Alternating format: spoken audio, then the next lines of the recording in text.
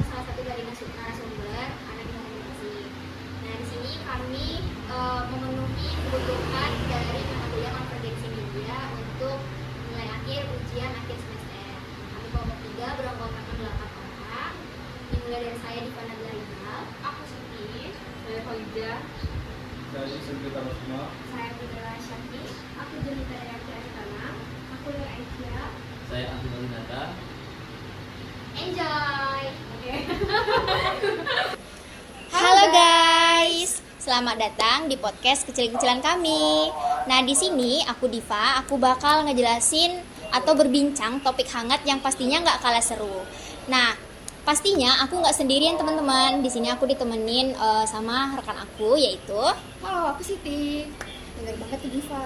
Di sebelah aku udah ada Sari. Sari. Sari, kabarnya gimana? puji Tuhan aku sekarang baik, sehat, luar biasa. Boleh tahu apa nih kesibukannya sekarang? Kalau kerja ya aku sekarang sebagai desainer grafis freelance. Sekarang handle beberapa event konser dan tak jarang itu ada desain dari perorangan masuk, entah itu buat poster, flyer dan lain-lain lah sesuai brief pokoknya. Update di jadwalnya. Banget. Nah, FYI teman-teman, Sari ini banyak banget ya pengalamannya, bisa dibilang juga dengan digital freelance gitu. Jadi dia ngedesain, membuat poster, bahkan nggak jarang itu jadi admin media sosial besar seperti di suatu organisasi. Nah, seperti itu. Nah, di sini karena seperti job sek dia, kami udah menyiapin pertanyaan-pertanyaan nih yang pastinya nggak kalah seru ya. Nah, sekarang aku mau nanya nih Sari, kira-kira bagaimana perkembangan teknologi digital mengubah cara Sari ini untuk dalam membuat, mengelola, dan menyebarkan konten kepada masyarakat kayak gitu? Menurut aku di era digital ini semua proses mulai dari ini terutama aku ya, karena aku seorang desainer, itu semakin lebih cepat. Mungkin dari toolsnya aku menggunakan Canva itu ya semakin satset gitu ya. Terus pempublikasiannya itu kalau dulu itu lewat majalah lah, lewat ini, dan sekarang informasi itu udah cepat banget menyebarnya dari Instagram contohnya seperti itu. Jadi sangat-sangat biasa ya. Jadi teknologi itu sangat membantu ya, dan itu berimpact besar sekali. Banget. Siti ada yang mau ditanyain? Boleh? Oke, kita lanjut pertanyaan kedua. Platform media digital apa saja yang digunakan, seperti misalnya Instagram, TikTok, YouTube, dan bagaimana strategi mengintegrasikan sebagai berbagai platform dalam satu kegiatan komunikasi? Nah kalau aku ya emang kan kerja sesuai brief nih. Kalau emang dari briefnya itu bakal dipublikasikan di Instagram, otomatis aku bakal ngedesain sesuai kebutuhan konten Instagram gitu. Tapi nggak jarang juga itu bakal di-mirror nantinya ke TikTok. Jadi ya konten Instagram sama TikTok mirip-mirip ya sekarang. Jadi enak aja sih untuk ngedesain dan menyesuaikan wordingnya mungkin seperti itu. Berarti nggak hanya dipublish di satu media sosial aja? Iya, tapi kadang emang lebih fokusnya itu ke Instagram ya sekarang ini.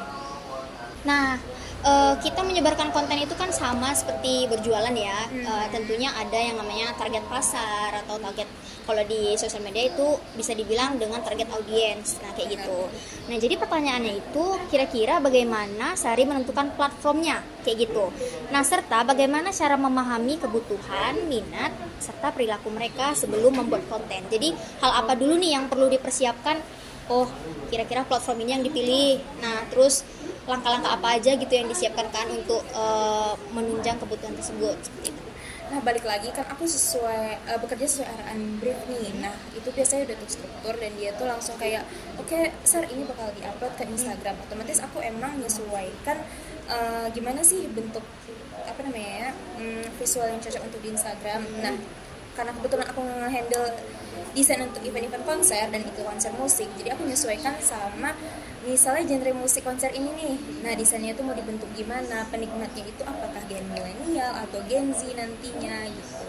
Terus mungkin aku bakal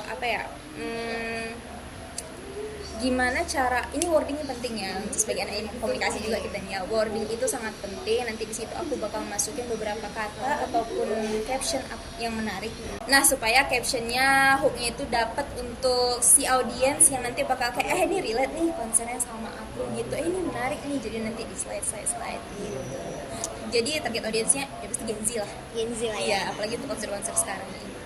Jadi itu poin plus Kalau misalnya kita membuat konten kayak gitu atau membuat ya yang bisa dibilang Sari tadi ya kayak membuat poster apa kayak gitu, itu jadi poin plusnya. Jadi semakin menarik ya kita semakin menarik juga untuk nontonnya seperti itu. Oke, dari situ Aku lanjut pertanyaan kelima ya. Indikator apa yang biasanya digunakan untuk mengukur keberhasilan suatu konten? Misalnya jumlah tayangan, atau engagement, komentar, atau share. Semuanya berhubungan sih, tapi yang pasti langsung nampak di mata kita itu dari views dan likes-nya. Nanti dari komennya kita baru lihat nih. Kadang ada beberapa juga yang kayak aku pernah dapat komplain nih kayak, wah ini informasi yang di posternya ini kok nggak jelas ya, di playernya ini kok nggak jelas ya. Itu kan bisa jadi apa ya, introspeksi buat aku sebagai desainernya, kayak oh berarti informasi yang mau aku sampaikan tuh tak tervisualisasikan di poster tersebut. Nah jadi itu kayak mungkin ini konten yang gagal, itu konten yang gagal, dan konten yang berhasil itu seperti apa, yang orang-orang langsung nangkap poinnya tuh kayak oh berarti informasi dalam ini misalnya tiket nih, jual tiket kayak oh ini 300 ini, di bawahnya ada di atasnya harga coret, di bawahnya ada yang ini, berarti orang-orang langsung paham. Kayak dari komen-komennya itu terbaca sih. Jadi yang paling penting itu dari likes dan komen. Kalau share itu jadi poin. Itu dari like dan Komen. Tapi sebenarnya saling berhubungan ya. jadi sesuai berkembangnya zaman tentu makin beragam ya berbagai jenis konten kayak gitu. Nah, apalagi yang namanya viral-viral. Nah, itu pasti ada masanya kayak gitu kan. Nah, kira-kira bagaimana Sari mengikuti perkembangan tren media digital atau perubahan algoritma platform media sosial agar konten tetap relevan? Seperti itu. Nah, ini sebenarnya gampang banget sih buat aku. Karena kalau konser-konser ini kan stylenya Gen Z banget, dan aku sebagai Gen Z gampang dong kayaknya yang lagi naik nih sekarang kayak gini. Jadi aku bisa langsung ngebaca nih, apalagi dari teman-teman aku yang juga penikmat musik itu kayak apa ya, aku jadi dapat gambaran, dapat referensi kayak oh mereka sukanya kayak gini, oh mereka sukanya kayak gitu, jadi bisa aku sesuaikan. Karena Gen Z itu nggak jauh-jauh beda ya, kadang ada yang kayak style retro, mungkin style klasik-klasik yang gimana gitu, yang kayak agak-agak jadul-jadul kan sekarang lagi viral gitu ya. Jadi gampang sih ngebacanya sebagai sesama Gen Z gitu. Oh, gampang ya. Iya, gampang. Itu pun perkembangannya pun nggak jauh-jauh banget Iya, gitu nggak ya. jauh-jauh banget gitu. Dari tahun-tahun kayak paling diulang-ulang aja, dan algoritmanya emang kebaca. Di Instagram tuh cepat ya, ininya dari TikTok juga. Ini sih, mudah aja sih. Gitu. Aku lanjut pertanyaan ketujuh. Menurut Sari nih, bagaimana perubahan perilaku masyarakat di era digital mempengaruhi cara mereka mengakses informasi, berkomunikasi, dan mengonsumsi konten? Nah, itu berhubungan sama yang aku bilang tadi, kita tuh pentingnya hook itu ya. Sekarang untuk apa ya, terkhusus audiens untuk desain-desain yang aku buat itu tuh nggak mau baca caption ataupun wording yang kepanjangan kan, kita kayak malas banget, ini apa sih informasi ininya. Jadi kayak sesuatu yang eye-catching ya, dimulai dari apa ya, warnanya mungkin, pemilihan kata-katanya mungkin ya, itu sih yang Jadi kita lihat langsung iya, menarik gitu ya. perilaku yang berubah tuh adalah perilaku membaca. Literasi yang sekarang itu udah sangat-sangat minim. Jadi kayak informasi yang cepat tanggap dalam satu kalimat itu udah paling pas banget sih menurut. Terkadang caption yang panjang itu orang malah muak bacanya. Jadi Benar. kadang langsung lihat dari poster aja, oh ini loh ininya poinnya kayak gitu. Kadang caption itu udah nggak iya. Oke, nah sekarang kan lagi musim banget atau sering berkembangan zaman, ada yang namanya artificial intelligence atau bisa disebut dengan AI. Nah seperti itu. Nah kira-kira Sari memanfaatkan itu enggak? Memanfaatkan AI itu enggak? Dan jika iya, aplikasi AI apa yang sering digunakan dan bagaimana AI membantu proses produksi atau pengelolaan konten? Aku pakai AI udah pasti. Aku pakai ChatGPT. Di situ biasanya aku nyari elemen-elemen. Kalau aku butuh saat nih mepet deadline gitu kan, kayak ini butuh ini dan ada elemen-elemen ini, dan aku tuh harus ngegambar lagi tuh kayak susah, nyari itu susah. Jadi kayak yaudah suruh AI cepat kayak tolong buatkan ini. Tapi nggak perlu ketiplek ya desainnya dari situ. Kita cuma suruh buat elemennya aja. Atau nanti ya untuk wordingnya kayak mungkin brief dari atasan tuh kayak kurang menurut aku, kayak si milenial ini ngasih brief yang kayak gini nih kurang nih kayaknya untuk si audiens kita yang Gen Z. Ya udah nanti di situ aku bakal kayak parafrase ini tolong gitu menjadi apa ya, copywriting yang cocok untuk style Gen Z yang skena apa segala macam gitu sih. Penggunaan untuk create elemen sama buat wording. Itu sih aku pakai Sari AI. menggunakan AI untuk membantu Iya. beberapa. Membantu bekerja ya. Oh iya, bentar motong ya. Tadi kan ada nyebut milenial. Berarti itu kan lintas generasi ya. Benar. Nah, itu tuh kira-kira susah nggak sih menyelaraskan seleranya gitu? Misalnya dari atasan milenial nih, selera kita yang Gen Z seperti ini. Nah, itu kira-kira gimana tantangannya tuh? Aku ya itu tantangannya, dan nanti cara aku mungkin aku menyampaikan ke si atasannya, bang ini gini soalnya kayaknya yang ini kurang cocok deh, boleh nggak aku ganti gitu. Aku harus confirm dulu dong ke dia karena dia ngasih brief ke aku gitu. Dan biasanya itu diterima. Terima, sejauh ini diterima kok, untung baik aja. Oke. Lanjut berhubungan dengan pertanyaan tadi, di sini menurut Sari, apa manfaat dan tantangan penggunaan AI dalam industri media dan komunikasi? Apakah AI dapat menggantikan peran manusia atau justru menjadi alat pendukung kreativitas? Rasaku kalau menggantikan sih enggak ya. Kalau menggantikan sih enggak. Malah lebih banyak bantunya ya? Iya, selain dibantu itu sekarang mungkin ada spesialis AI itu ada di kerjaan kan. Sekarang ada lowongan pekerjaan yang khusus spesialis AI, itu membuka lowongan pekerjaan nggak sih untuk yang lain? Kayak nggak bisa juga digantikan sama manusia gitu. Malah itu kayak membuka apa ya, lapangan baru untuk orang-orang yang mungkin dia keterbatasan di ini, dia itu, atau dia punya kemampuan misalnya anak sistem informasi atau apa, dia ngoding, dia bisa menyempurnakan AI. Dan kalau ditanya apa tantangannya, mungkin karena AI ini satset ya, jadi beberapa orang tuh kadang mungkin terjadi rada malas, jadi kayak dikit-dikit AI lah, dikit-dikit AI lah.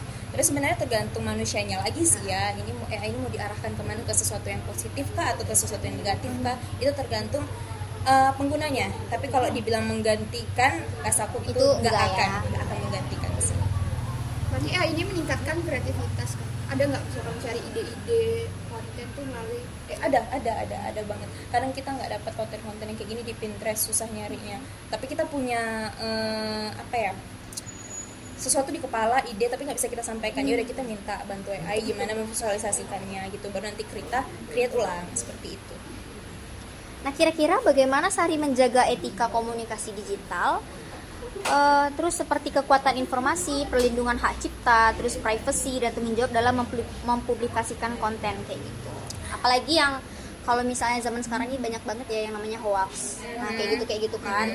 Kadang ada nggak pernah satu momen kayak karya Sari itu dijiplak orang gitu. Nah, itu kan suatu pelanggaran ya bisa dibilang. Nah, itu kan privasinya udah nggak ada lagi kan. Maksudnya itu udah dijiplak orang. Pernah nggak ada ngalamin kayak gitu? Nah, kira-kira di zaman sekarang ini kan pasti ada yang namanya etika digital. Gimana cara cari menjaganya hingga kini? Dan kalau kejadian yang dibilang Diva itu kebetulan pernah dijiplak orang, dan itu tuh memang langsung ditindaklanjuti sama pihak atasannya, karena itu informasi dari kita sebagai tim. Itu rupanya dijiplak sama orang dan dikasih berita hoax tambahannya kayak gitu. Itu memang langsung ditindaklanjuti sih saat itu. Tapi kalau dari aku sendiri sebagai desainer sih, kayak cara aku menjaga etika tuh yang kayak ya itu, aku nggak semena-mena mendapatkan informasi kayak yang kayak Diva bilang tadi, gimana kayak misalnya perbedaan selera atau apa, sekecil itu aja aku harus konfirmasi dulu lah ke atasan gitu. Aku gak sekadar menambahkan ini itu demi menjaga etika dan privasi dari si penanggung jawab tadi, klien yang mau kita klien gitu. Oke, lanjut ya. Apakah Sari memiliki kebijakan atau pedoman tertentu terkait etika bermedia digital dan kepatuhan terhadap regulasi cybermedia? Kalau aku sih sebenarnya nggak ada peraturan tertulis ya, cuman kadang kan aku dikasih desain nih, dan desain itu udah jadi di aku, sementara si pihak yang kita, atasan aku ini belum mempublikasikannya. Jadi ya untuk tanggung jawab aku yang nggak langsung menyebarkan itu ya, karena dari atasan juga belum, jadi aku nggak boleh nyebarin asal-asal kayak guys ini, bahkan sesama teman aja aku harus nge-keep itu dulu loh gitu, sebagai bentuk tanggung jawab aku ke kerjaan gitu aja sih. Nggak ada peraturan tertulis yang gimana. Oke. Nah, bagaimana nih kira-kira Sari menjaga interaksi dengan audiens dibangun melalui media digital? Misalnya kayak habis misalnya habis kayak nge-up konten kayak gitu, nge-up poster atau segala macam yang udah Sari buat. Nah, terus nanti kan bakal ada tuh nanti yang nge-DM atau apa kayak gitu kan, bertanya, at least bertanya kan, ini informasinya akurat nggak Kak, gini-gini. Nah, itu kira-kira gimana cara Sari membangun dengan audiens melalui media digital, dan seberapa penting komentar, terus feedback atau umpan balik, serta komunitas atau jaringan digital dalam perkembangan konten? Nah itu dia yang aku bilang tadi, komentar-komentar orang itu kan sebagai tolak ukur keberhasilan aku yang tadi udah aku jelasin gitu. Iya. Jadi feedback dari mereka, kayak informasi yang mereka terima itu akurat atau enggak, itu menjadi bentuk tanggung jawab aku. Itu harus aku verifikasi ke mereka kayak, oh iya kak ini benar gini. Bahkan kalau misalnya ada komunikasi sama atasan aku pun, aku tetap harus meluruskannya gitu, nggak sekedar dengan audiens aku aja.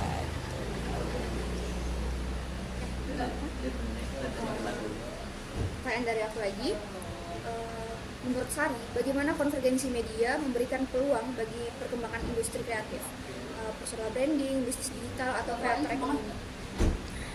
Menurut aku peluangnya semakin luas sih. Sekarang graphic designer itu kerjanya nggak terbatas. Kadang sebuah tim ataupun UMKM lah misalnya itu butuh tim desain untuk mempublikasikan usaha mereka. Nah jadi kayak itu membuka peluang besar untuk sebagai seorang graphic designer yang sekarang mau memulai gitu. Dan kayak kalau dulu orang ngedesain untuk media cetak gitu, kalau sekarang kan udah banyak kerjaan yang berhubungan sama digital tuh selalu yang butuh itu, dan desain tuh emang nggak bisa lepas jauh dari kehidupan kita sih. Bahkan perusahaan besar pun tuh butuh banget, perusahaan kecil pun butuh. Karena kalau misalnya create langsung dari si AI pasti beda dong hasilnya dari hasil tangan seseorang yang memang sudah ahli di bidangnya. Seperti itu. ahli ya Sari ya. Terus itu. Kira-kira bagi Sari nih yang bergerak di di bidang media atau jurnalis kayak gitu, bagaimana konvergensi media mengubah proses peliputan, produksi, dan distribusi berita bagi narasumber non-jurnalis? Pertanyaan ini dapat disesuaikan proses produksi konten di tempat kerja gitu. Oke, kalau dari pengalaman aku ya desain yang ini tadi udah dari pertanyaan nomor 1 deh sepertinya. Kayak konten itu aku buat itu supaya bisa dipublikasikan di Instagram, tapi gimana caranya aku mikir supaya pas nanti di mirror ke TikTok itu tetap relevan dengan mereka gitu. Jadi Nah, setiap pekerjaan yang kita anut ya itu pasti ada tantangannya tersendiri nih. Kira-kira untuk Sari sendiri nih apa tantangan terbesar yang dihadapi dalam mengelola media digital kayak gitu di tengah perkembangan teknologi yang sangat cepat? first thing first udah pasti revisi dari klien, revisi yang berulang-ulang kali toh yang dipakai nanti desain yang pertama itu sangat-sangat buat kayak aduh kalau tau gini kenapa direvisi terus gitu. Terus Itu nggak disimpan tuh sebelumnya. kadang nggak disimpan, kadang udah terhapus, waduh itu harus buat lagi tuh yang sama persis dari yang awal tadi. Dan yang kedua itu deadline yang mepet, kayak Sar kita butuh ini di jam 9 nanti, tapi dia baru ngasih di jam 6 dan briefnya pun kadang itu miss, kayak dia nggak ngejelasin apa aja kebutuhannya, cuman kayak ini ya intinya kayak duh ini harus gimana ya, kalau mau nanya ke dia itu wasting time lagi atau gimana. Jadi kayak ya itu sih tantangan terbesarnya, dan itu nggak bisa dielakkan, bakal terus ada aja. Ya. Itu tantangan bagi seorang Desainer grafis, yes. Aku lanjut, menurut Sari, kompetisi apa yang harus dimiliki oleh mahasiswa ilmu komunikasi agar mampu bersaing di era konvergensi media? Sebagai seorang ilmu komunikasi ya, Ya, menurut aku seorang ilmu komunikasi sekarang itu harus punya kemampuan komunikasi yang baik, bukan hanya secara teori tapi juga praktik. Karena sekarang ilmu komunikasi itu fokusnya bisa nyebar ya, bisa kemana-mana, kita kerja bisa ke sini, bisa ke situ, bisa ke situ. Jadi kita juga harus punya fokus satu yang kayak oh aku ini di sini nih, kita harus menekuni itu, karena kalau enggak nanti kerjaannya diambil alih orang. Jadi komunikasi itu yang harus kuat sih, kayak bersaing di dunia-dunia yang kayak gini. Apalagi kan di dunia kerja itu sebenarnya yang dibutuhin tuh skill gitu. Jadi kalau kita nggak pandai teknologi atau buta teknologi itu tuh ya udah nggak dipakai gitu. Lagi kan. Teknologi berkembang pesat dan pesat ilmu banget. komunikasi tok di teori aja. Iya, itu kayaknya payah sih ya. Iya, jangan sampai tertinggal lah. Kita harus ikut juga di praktik. Oke, nah sekarang sebagai pertanyaan terakhir nih, kira-kira bagaimana pandangan Sari mengenai masa depan konvergensi media di Indonesia? Terus dan apa sarannya dapat diberikan kepada generasi muda nih, apalagi kita Gen Z kan, yang ingin berkarir di bidang media digital seperti itu? Menurut aku konvergensi media itu terus berkembang dan bakal terus berkembang ke depannya, semakin besar, semakin luas. Jadi kayak buat anak-anak muda yang mau mulai itu ya cobalah kita belajar dari sekarang. Kita jangan takut tertinggal kayak si ini udah di depan, gak ada salahnya kita untuk belajar dulu. Kita coba adaptasi mulai dari sekarang. Toh mungkin nanti yang di depan itu udah buta sama gambaran teknologi ke depannya gitu, karena mereka udah tertinggal dari generasi atau apapun. Jadi kita belajar aja deh dulu dari sekarang, baru coba mulai pelan-pelan. Ini bisa kok. Jadi Mulai nggak dari ada hal yang kecil. jadi nggak ada salahnya untuk memulai ya. Iya. Seperti itu. Karena terlambat ya. Gak ada kata terlambat untuk memulai. Oke guys, jadi nggak terasa banget nih obrolan kita udah di penghujung ya guys. Jadi yang pastinya obrolan tadi itu tidak hanya sekedar obrolan, karena isinya tuh daging banget kalau bahasa Gen-Z-nya ya. Apalagi kita dapat ilmunya itu dari narasumber yang luar biasa pada malam hari ini. Terima kasih banyak Sari telah meluangkan terima kasih. waktunya untuk malam ini. Semoga apa yang diceritakan oleh Sari menambah wawasan kita juga, Amin, terutama amin, tentang amin. berbagi untuk konvergensi media. Media. Oke, sekian dari kami. Aku Diva. Siti, Aku Sari. kami tutup. Bye.